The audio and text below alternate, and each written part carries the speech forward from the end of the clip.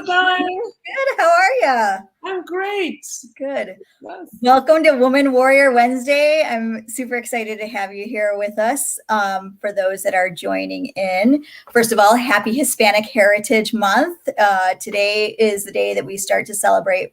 And like Latinos that we're celebrating for the next month. Everything about our culture and just who we be in the world. So I'm very excited to have you join us today, Karina, to celebrate and kick off this, this celebration. And then also just because, full disclosure for anyone watching, if you know me, then you know Karina is also one of my best friends. So I'll try to keep it somewhat appropriate. But also, I just think that you have a really inspirational story, and that's one of the reasons why I wanted to have you, come on as a guest, because I think that there's a lot that we can, learn from your story. You went from being a school social worker, and that was your profession, to making this profound career transition, kind of being the first, really enter kind of public service in this particular way, and then being the first Latina to represent your district. And I know that takes it takes a lot of courage to do that. And so that's, part of the reason why I wanted to have you come on today. So for those joining in, it's Woman Warrior Wednesday. I'm Ruby Garcia, leadership and life coach. I am the founder of Ruby Garcia Coaching, and as well as the creator of the Woman Warrior program. And I teach women how to tap into their power so that they can speak their truth, act with courage, and make impact in the world. And Woman Warrior Wednesday is all about highlighting and showcasing women that are making impact, that are speaking their truth, that are acting with courage, that are making impact in the world. And it's, really about highlighting those things that we're doing, because I feel like there's so much that we can learn from each other. So thank you again. I know your schedule is really busy, so I'm so appreciative that you, made time to be here today.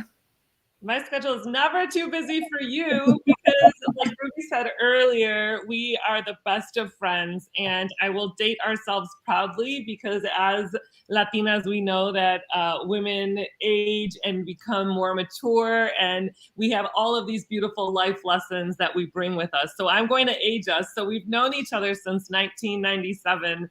Back in the days of our community college days, where we started learning more about who we were, right, as Latinas, because we both, Ruby and I, grew up in the western suburbs of Illinois, where the majority of folks around us didn't look like us, right? And so it was so amazing once we got to the College of DuPage and became part of the Latino Ethnic Awareness Association.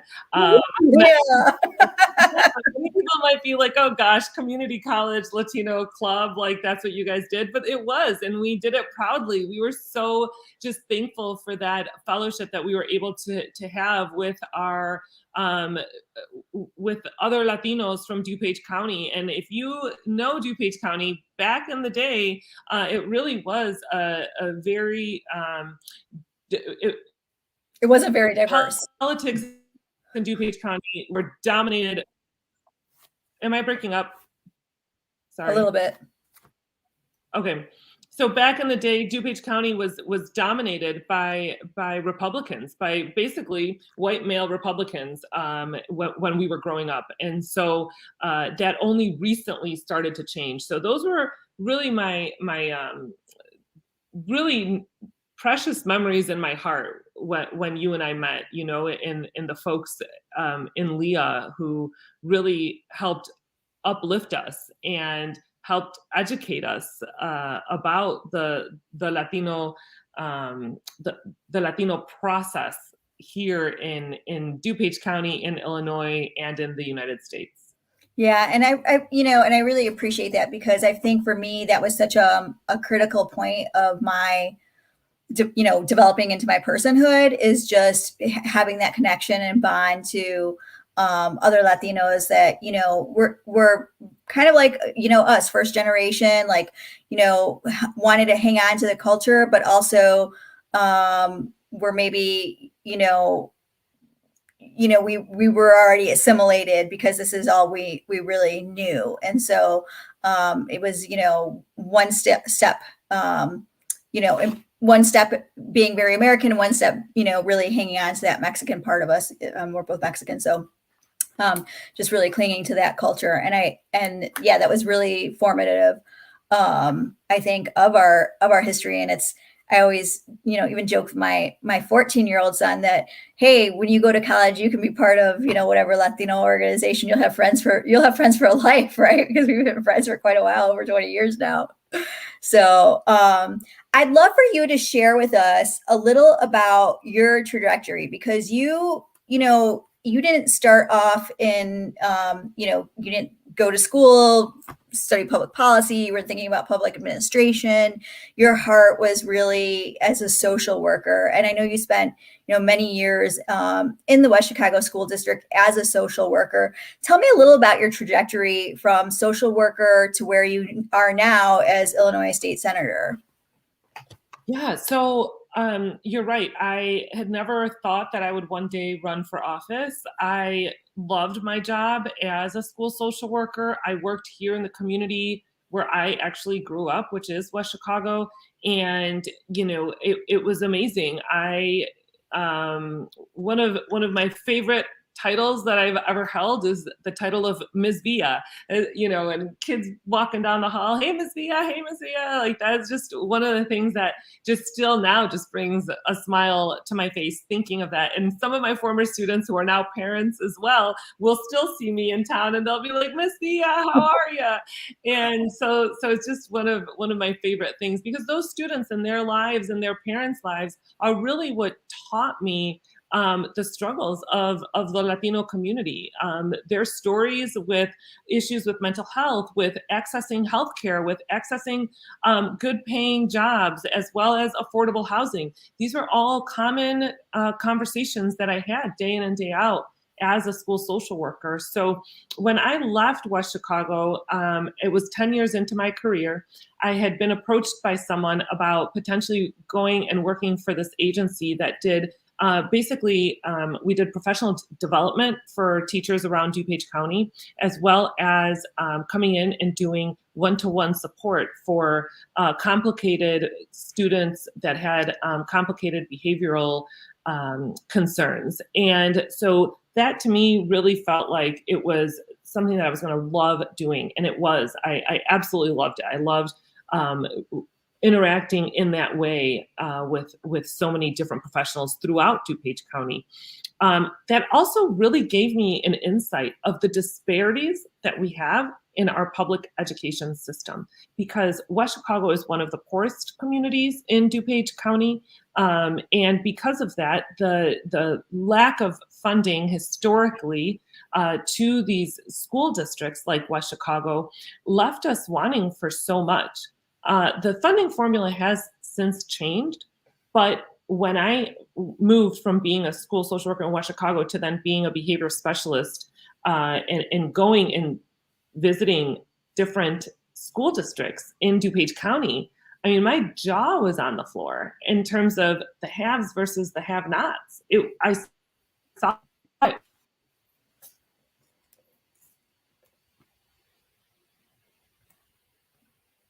Nope, I think you broke up a little bit there, Karina. Oh, all right. Well, I will let her jump back on. If you have questions, no worries. So you were saying you really saw the disparity. I mean, and you probably didn't even know any different because that's what you had seen in your own district. That's right, because I grew up here.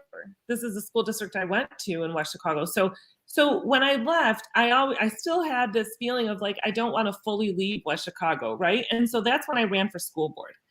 Because when you work in the school district, you can't also serve on the school board. So I left, which then, I met with the superintendent and I said, Ed, I really want to run for school board. And he just like hugged me and was so excited to think about having me serve in that capacity. So I went and I started knocking on doors, something that people were like, you're running for what? Like, you're running for school board. You're knocking on my door? That's weird. We've never had anyone who's running for office knock on our door. But I knew that I really wanted to win, and I knew it was going to be a competitive race. And so I said, I'm going to go knock on doors. So that's what I did. I knocked on every single door in West Chicago, and I asked people, what are some of your concerns, and would you consider supporting me with a vote? And people did. People came out and they voted, and I won that election. It was my first little taste of what it was like to run for office. So in that regard, I started seeing like, wow, we need to do so much, but yet we have limitations financially. I knew that one of the things I really wanted to do was expand our preschool program, expand our kindergarten program in terms of making it full day. I wanted to make sure that we had full-time social workers in every single building. These were things that I knew were needed because I had come from working in the school district, so I knew what was needed. And so once the education the funding formula, there was talk that the formula was going to change and that we would start seeing more money come in. We were excited about the prospects, but we really had to budget because at that time we still weren't. It was every school district got the same amount of money from the state, and it was supplemented by the property taxes. Well, when you have property taxes that are so low in West Chicago, not so low, I apologize. I take that back.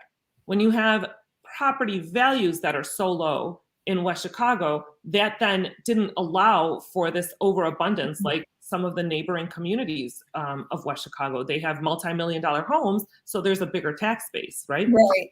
So that really just gave me a huge insight on the things that were wrong in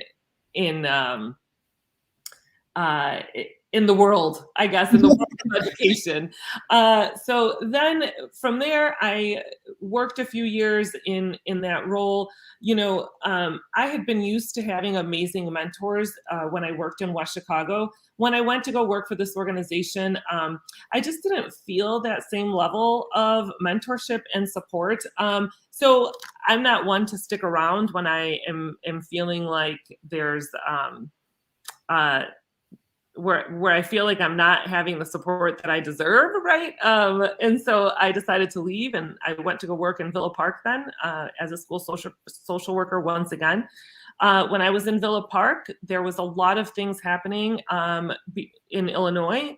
We were under a Republican governor, and in that time, there was a budget impasse, which meant that because they didn't pass the budget, there then wasn't money being sent to social service agencies. And because of that, then I started feeling the impact day in and day out with my families. Everything from being able to access social work, mental health services outside of school, to the children's hotline. When I was calling to make reports, they were telling me there was 300 people ahead of me.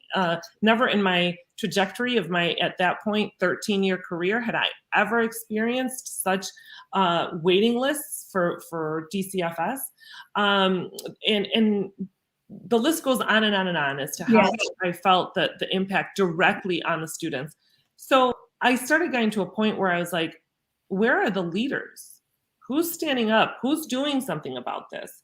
At which point, there was the presidential election, and 2016 happened. And at that point, I said, absolutely not. I keep asking where the leaders are, so I'm going to stand up and I'm going to run for office. So in 2018, so at that point, I started knocking on doors again. 2 years Who before knew that election. the school board training would actually end up preparing you to knock on doors once again? And I want to pause because you're kind of going through it real quick, right?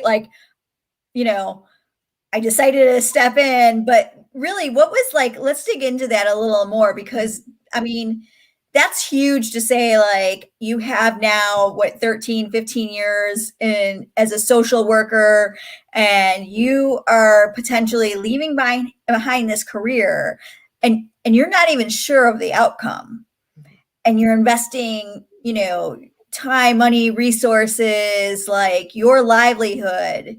What was some of that thought process as you made that decision? Like what went into that?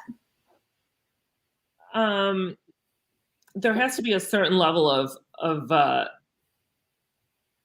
courage mixed with ignorant bliss when you make these decisions, right? You have to be a little bit naive in believing that you just have to have this like just belief that it's going to be worth it, right? And that you're going to make a difference. And so it was tough, Ruby, because I still remember I had here at my house, I invited about 20 friends over to let them know that this was something that I was considering doing. And the response wasn't like I had imagined. It really wasn't. It wasn't like, yes, Karina, what can we do? It was quite the opposite. Yeah, I was there. It was cool. Yeah. And it was interesting because as that momentum continued, as I continued, like, because at that point I'm like, I'm determined, I'm doing this. I think one of the biggest aha things for me was people didn't tell me this, that it was going to be very lonely until you built your new circle. Mm-hmm. Because not everyone is in your circle was thinking the same way as you are, right? And that's okay. I lost some of my best friends. Truly, like, we don't speak anymore. Friends who were near and dear and still are near and dear to my heart, right? For just we've stopped talking. And so that process is important because I think too, like we, and it sounds a little woo, but I'm just going to call it like you were called to something greater, like whether it was the divine, whether it was something internal, like there was something in you that said like, I have to step up. Like, I don't see a leader stepping up. Where are the leaders? Where are the leaders? Like, I guess it's going to be me. Right. And there's a cost to that sometimes that people don't realize because we see, people can look at you now and see you on the other side and, you've progressed in your career and it can look very successful, but we don't realize that sometimes there's a lot of cost, both personally and professionally, that you go through to do that. And, in those times where maybe you found it really, I'm sure there have been those days where you ask yourself, like, why the hell am I doing this? Like, why? Like, it's a rough day. Like, what do you say to yourself, or what motivates you to keep going on? Even during that time, because, it was, and I remember it was, a lonely time for you as you were, transitioning, because not everyone that you thought would be on board was on board. So I truly do believe I believe in God, and I believe God sends you who you need at the time that you need them. And so my circle shrunk and then it expanded. And the circle that it expanded to still is with me to this day. And even though I don't have the longevity of 20 years, I can pick up the phone right now and call any of them and they'll answer the phone. This group of amazing, like, warriors, right? Who the vast majority of them are female, have come in and lift me up every step of the way. And then being able to be in the room where it has, for lack of a better way to describe it, to be there and to be made to be a voice for the kids, for my former students, to be a voice for them, to be a voice for the families. It just, that power, if you will, is what fills me and keeps me going. The first 2 years of being a state rep were actually pretty amazing. We passed some really significant legislation, one of which is the Reproductive Health Act, which now, because of what happened in Texas, we look at what Illinois did, and we are making women's reproductive rights a decision between them and their healthcare provider. That's it. Here in the state of Illinois, women are safe, right? And I had a say in that. I was there. I had a seat at the table of not only voting yes, but actually propelling that legislation forward and making it happen. And so that first freshman cycle as a state rep was pretty amazing and spectacular. It was then COVID hit, right? Yeah. Um, And let me ask you something too about that though. So as a freshman, you come in as a kind of an outsider. You weren't necessarily groomed for this role. So what is that like to all of a sudden, be dumped into an environment where like you've got to go? And I say that because I remember even having conversations with you about like I feel like what we learned in government wasn't enough to actually prepare us for like real world scenarios, right? how a bill became a bill is definitely not how a bill becomes a bill. Okay. So the wonderful thing when I became a freshman state representative is that there was a huge class of us, and most of us were females from the suburbs. And that freshman class really united. We had a few hiccups at the beginning, but overall, looking back on that group of freshman females that were Democrats, I love my sisters so much because we just were like, we're gonna be relentless. We're gonna get things done. We're gonna go and push the agenda forward because that's what our voters sent us here to do. And it was just so empowering. And immediately we were able to identify who were some of our biggest allies and mentors, right? And so each of us, in terms of freshmen, were able to kind of say like, okay, I really can relate with this person or that person. And I was very blessed because I had the Illinois Legislative Latino Caucus that really embraced me. And it was this como una cobija. That's Yeah. like un rebozo, right? That they came Yeah. in and they just were there with me, and they never they never left me alone. Yeah.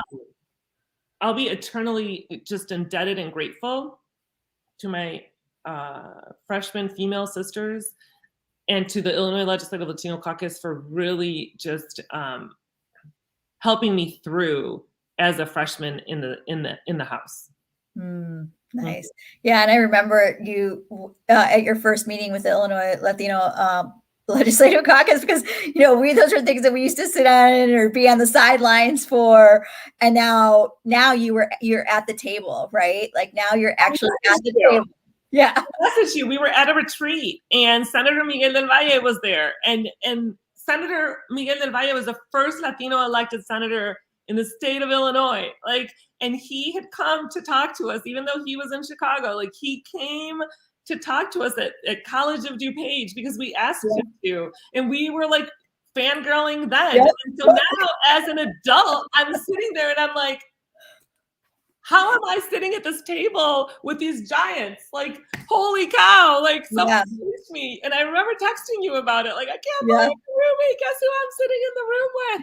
Yeah, it's pretty cool because you start to see that come full circle too, right? It's like, yeah, at one point we were inviting him. And that just goes to show also, I think, the impact that can be, made when we see representation, right? And I think that's a big portion. And you are the first Latina in your district, and I think that's what's really inspirational too, is because there are not a lot of Latina senators. Well, and let me even back that up. There are not a lot of Latina elected officials. What are some of the barriers that you think exist as to why there aren't more Latinas and women of color running for public service? When I decided to run, you want to know my biggest concern? The thing I was the most worried about?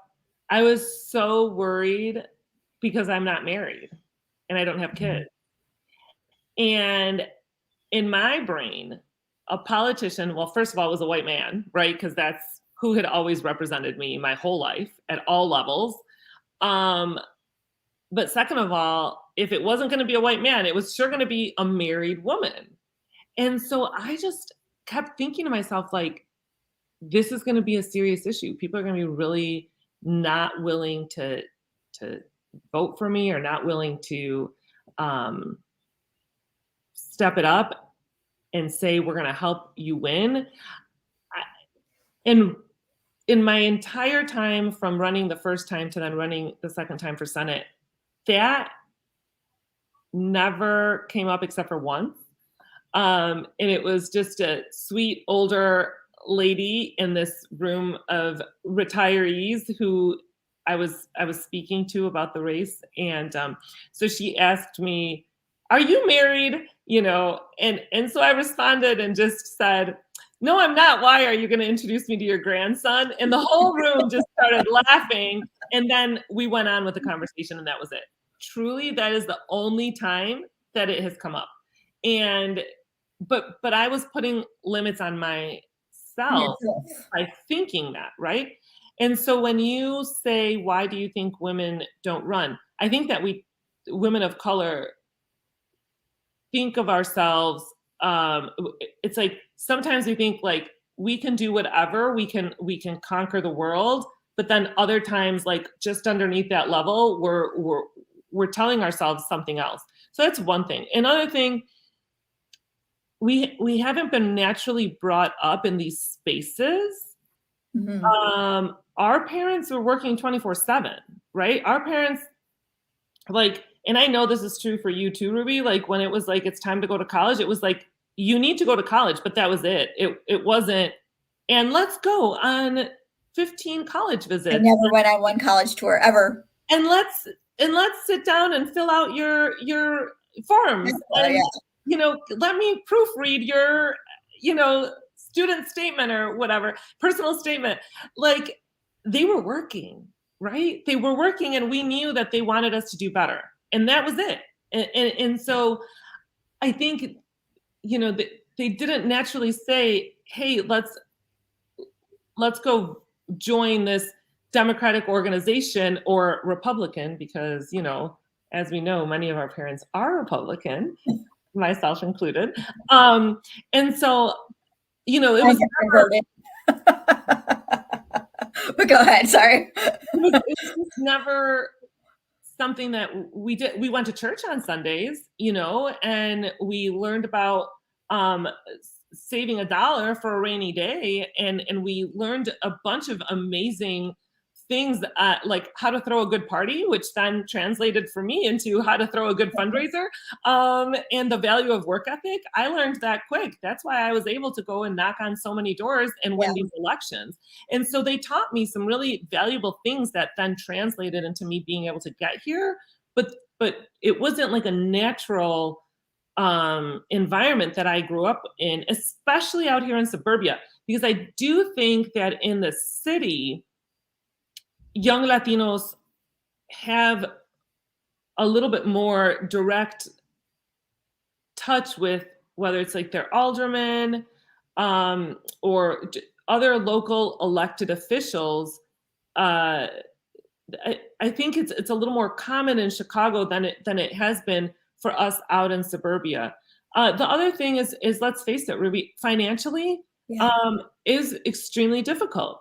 Is extremely difficult. I had to take a leave of absence. I did not have a paycheck for, I think it was like 8 months. And if I had lost, it obviously would have been longer than that. So yeah, that was pretty, it was a huge risk. I am blessed that my parents were so 100% in, that they said, we're going to help you get through these months while you are not working. But if I didn't have my parents, I don't know that I would have been able to do it, right? Because it is a huge financial burden to run for office. Yeah. So financially, there are some barriers there. It sounds like I hear across of both network and exposure. Like if you don't have the network that is in that kind of keeps you from there, and then not having the, like you said, for most of us, we kind of maybe fell into what we studied because we weren't exploring careers. It was go out and get an education, but there was no, exploration in terms of like, here are some possibilities, here's some exposure, here's how, here's some strengths and skills that you have here, here are some things that might be a good fit. And so those end up kind of being some of the barriers. One of the things that you touched on briefly that I want to talk about a little more, just because I know women face this, well, I think all leaders face this really, and there's been a lot of studies, is imposter syndrome. And you mentioned that, that we sometimes get stuck by our own limiting beliefs. Is imposter syndrome something that you have faced, and how did you go about overcoming that? Absolutely. Yeah, it happens quite regularly. I think more than some people know. It's a interesting world, the world of politics and the world of breaking glass ceilings. I now that I ran and am a state senator, I just barely took the seat. It was a very, very close race. There was a long, late night of crying the night of election because it was just so devastating to my heart to think that so many people had voted for someone who stood for so much that was hateful. I have many colleagues and friends on the other side of the aisle who are reasonable, who I'm able to have conversation with, and that we agree to disagree on things, right? Sure. There's a difference between that and someone who is just outright incites fear and hate against people. And I think that's why it was just so difficult for me that initial evening of despair. I wasn't, it ended up being okay, obviously, because here I am. But it was really tough. So that told me, like, you're going into this, and it's not the same as when I won for state rep. When I won for state rep, it was by 8 points. I mean, it was a significant win. And so there started that imposter syndrome, or I guess not started, because sure, I had felt it before, but it kind of escalated it. And so what do I do when those feelings creep up? First, I identify them. I tell myself that that's what it is. Then I try to explore and understand where they're coming from. So if it's because I don't understand a subject area, because that sometimes happens, because when you're in politics, you're on the same day, you can talk to someone about education, healthcare, trash collection, road conditions, and a situation with the local fire department. I mean, in one day, right? And then how do you be an expert in all those? Yeah. And then the next day, there's 5 completely different topics that you're talking to someone about. So if it has to do with like the expertise of something, I have to acknowledge to myself, like, you're not expected to be an expert at everything. So if it's something that I have to teach myself or learn about, then it's okay. Who are the people in my circle that are experts in this subject that I can go to and ask for more information? How can I help myself be better prepared next time? And then also saying to myself, okay, there was a lot of people who believed in you to get you here. You have a support system. So there's times that I pick up the phone and I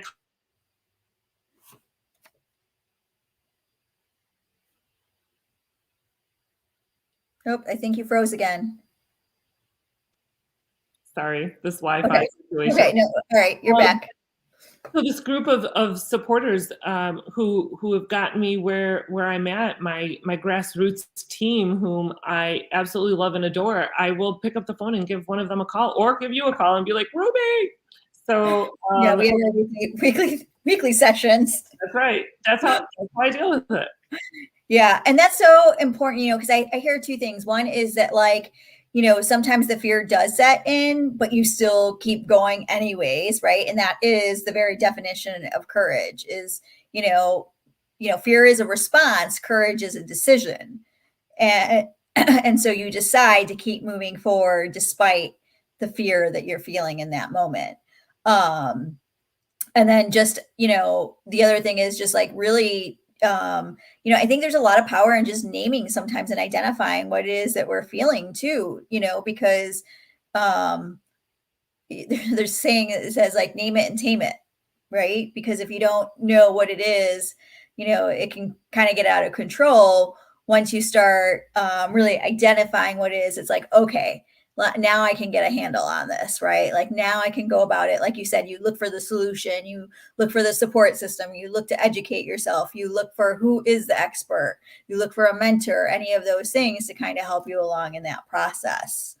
Um, what is something that you have found surprising about this whole process, like something that you wouldn't have when you first decided to go on this trajectory and this career transition and move into public service?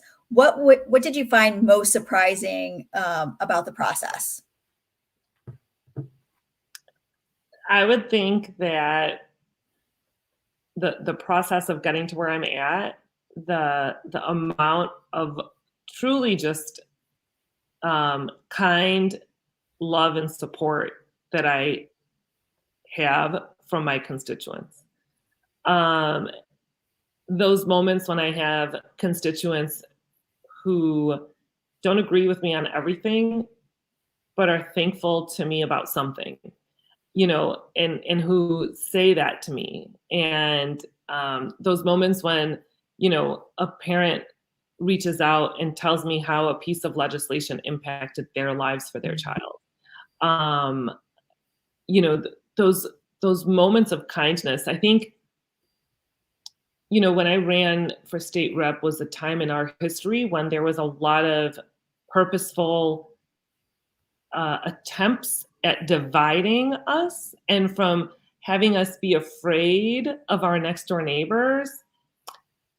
And I think it was just really beautiful to see that that's just not the case. That people are genuinely kind, and there are some exceptions to that, right? There's some exceptions to that, but typically, like, I would spend 8 hours to 10 hours a day knocking on people's doors 7 days a week, and people were just really genuinely nice. Like, I I don't know that I'd be that nice if someone just came and knocked on our I definitely have a lot more compassion now when someone comes to my door. door for everyone, so I probably shouldn't be saying that, but if anyone comes knocking on my door, I definitely stop what I'm doing, and I go and I answer the door, and I always offer them some water. I offer them some snacks if I have any at home. Grocery shopping is a luxury these days, but yeah, I have a lot of compassion for those people who are knocking on doors. Yeah. I'm curious, what's something that you learned about yourself through this process of stepping into the unknown? So from more of like a personal, personal transformation kind of perspective. I would say that, I'm gonna get a little emotional because we're not used to doing this. Like, we're not used to talking in a positive light about ourselves. I can like spend all day talking about you, and you could do the same for me, but like doing it about myself is kind of difficult. I think that I I have a powerful voice and that I can use it for good. I think that Mhm. uh is is something that I've learned along the way. And I think that before, I used to use my voice all the time for good when it came to my students, but I never really saw it as like a powerful thing. I always saw it as like, this is my job and I'm doing what's right, and that's just why I'm doing it, right? Like, Yeah. but Like now, deep conviction. hmm but now it's a realization, like, this is a skill, or a talent that I have, and being able to recognize that is just, it's pretty cool. Yeah, it's pretty cool. Yeah. Yeah. What I'm almost hearing, you're not quite saying it this way, but the way I'm hearing it is that you realize your own power. And by realize, I mean that as an action verb, like, um, not Mm-hmm. as, a thought or in theory, but you actually actualizing your own power. Mm-hmm. And what a valuable lesson to anyone listening, and to all women, is that, like, the power didn't come outside of you.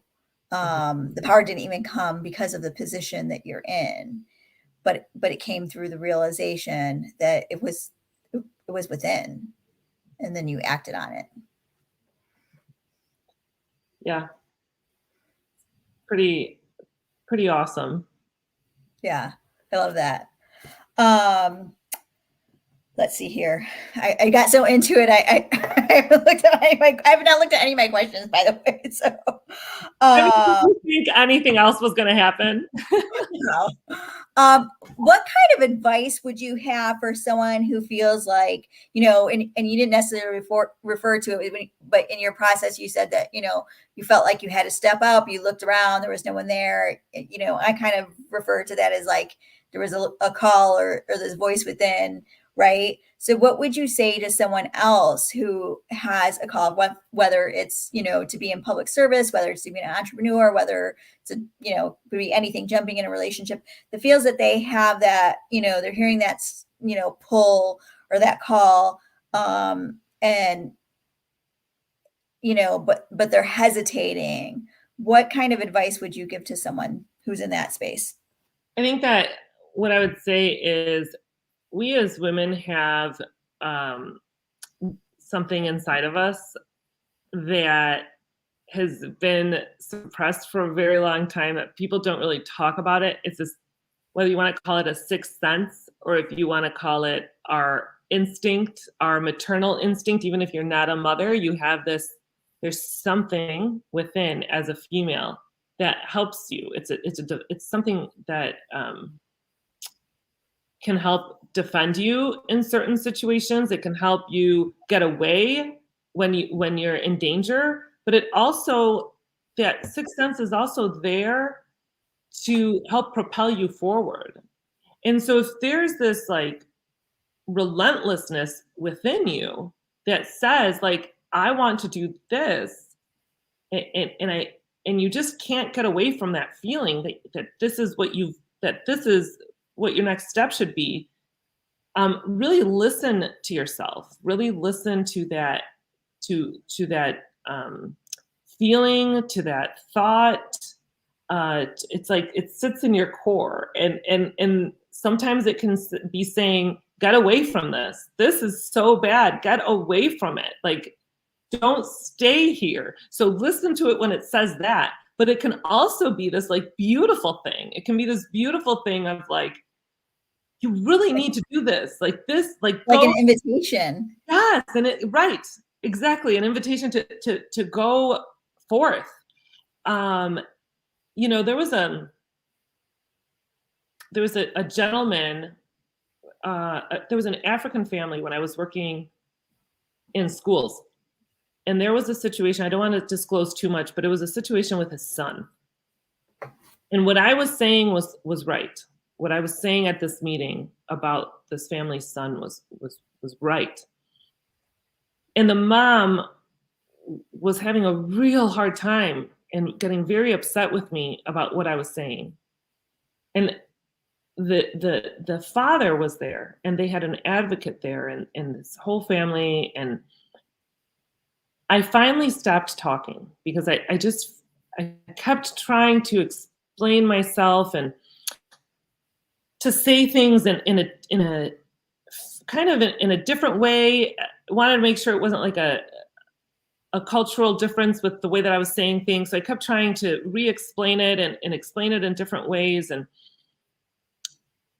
but I really knew that it was important for the family to understand what it was that was being said. So I really just, to me, it was like, you need to know this because we're the professionals who've taken time to do this evaluation. I really wanted them to walk away understanding what it was that we saw for the benefit of the student, right? And for the benefit of them as a family. Mm-hmm.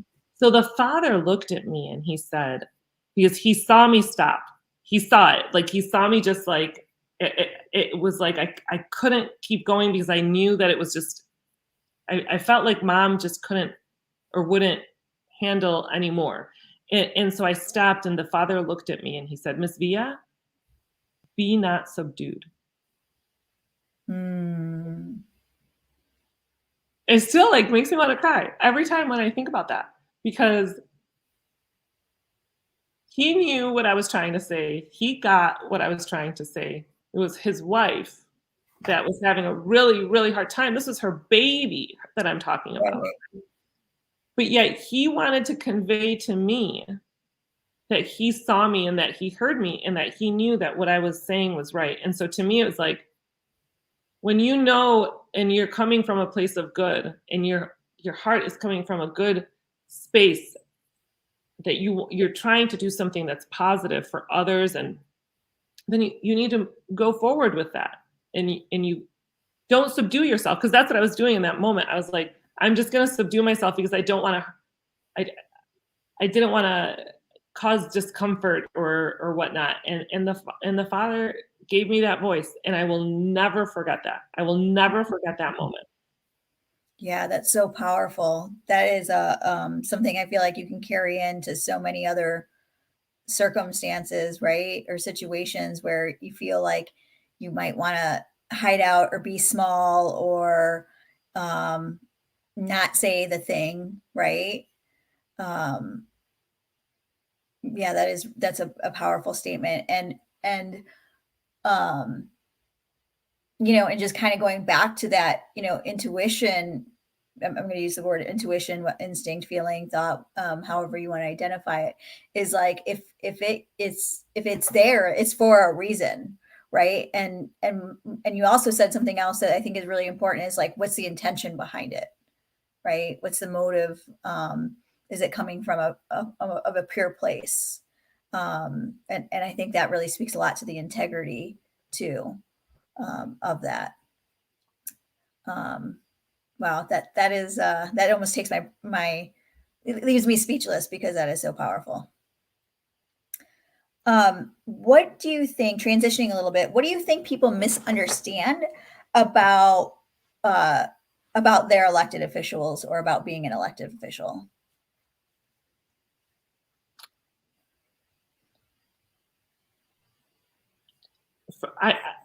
I don't want to overgeneralize it. So I'm going to just say, what do I think that people don't understand about me? Because I think it's different for each elected official. So for me, I would hope that people don't think that I'm unapproachable. I would hope that people understand that when I say I have an open door policy in my office, like stop by, it absolutely means that.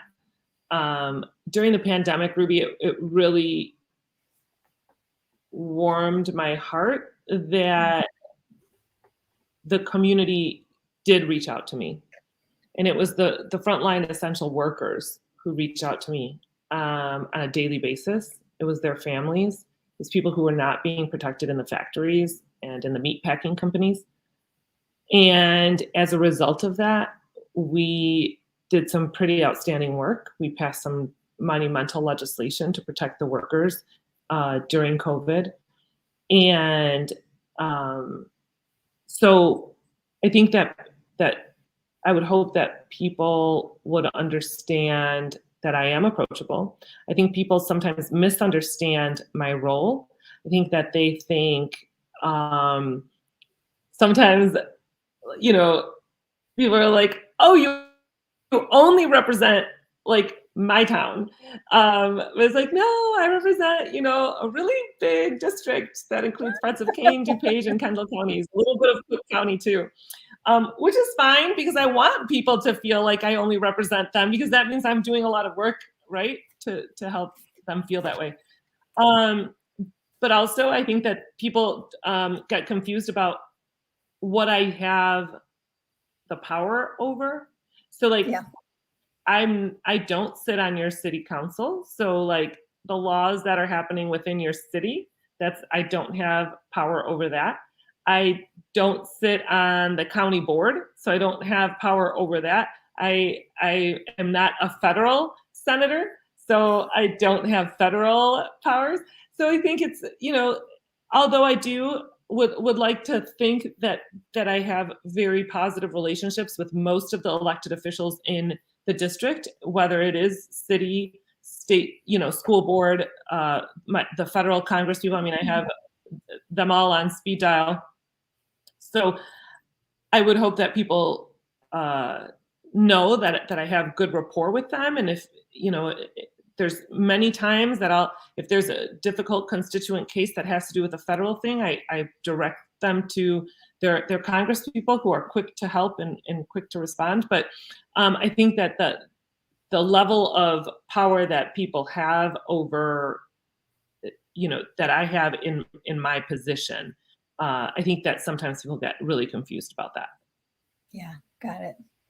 All right, so we're going to wrap up soon because I know we're almost at the top of the hour, but I want to ask you if you could, and then we're going to do a quick lightning round. If you could turn back to your 18-year-old self, what would you say to her?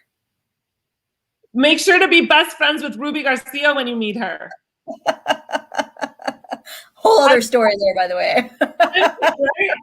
I'm serious. That's hilarious. That's what I would say. I mean, we and have fun and live life. I have lived and continue to live my best life, and dance when you can dance, do it.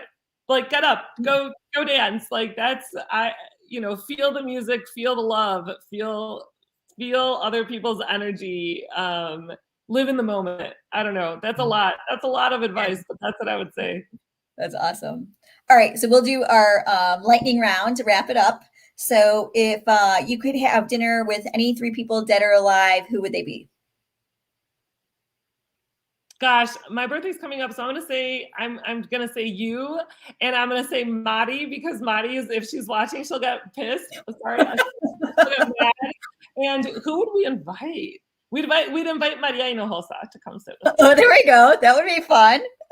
And what's your favorite self-care practice? Currently I am walking every day. And this is something that's been really helpful to me. I hate going to the gym, so going out and walking every single day. Guilty pleasure. Red wine. Either a favorite book or a book that you're currently reading. I'm still trying to get through the Maria Hinojosa book. Oh man. I know. I'm working, and every time I open it, Ruby, it's literally it speaks exactly to me in that moment. Well, that must be divine. You're just reading it in divine timing. Okay, I'm gonna say like part of a word, and then you're gonna fill in the back end. So I am tall. I am grateful for. Yes, you are. What am I grateful for? My health. My superpower is I'm an empath. I'm a warrior for children. And my message for the world is love thy neighbor. There we go. And how do people reach you if they want to stay connected to you? So if it's any kind of just like the fun political side, you can always stay in touch with me here on my Citizens for Karina Villa Facebook page. Also, I have my website, which is karinavilla.com. On the Senate official side, you can go to my Senator Karina Villa face, and website is senatorkarinavilla.com. All right. And I want to give a shout because your birthday is also coming up, right? And celebrating another birthday. And you want to share some of the details of that if people want to find information too, because I know that you're having a shindig. Yes, I am having a fundraiser in West Chicago at El Coco Loco on Tuesday, September 21st at 5:30. And you can find all of the details on my Citizens for Karina Villa Facebook page. All right. Well, I wish I was there.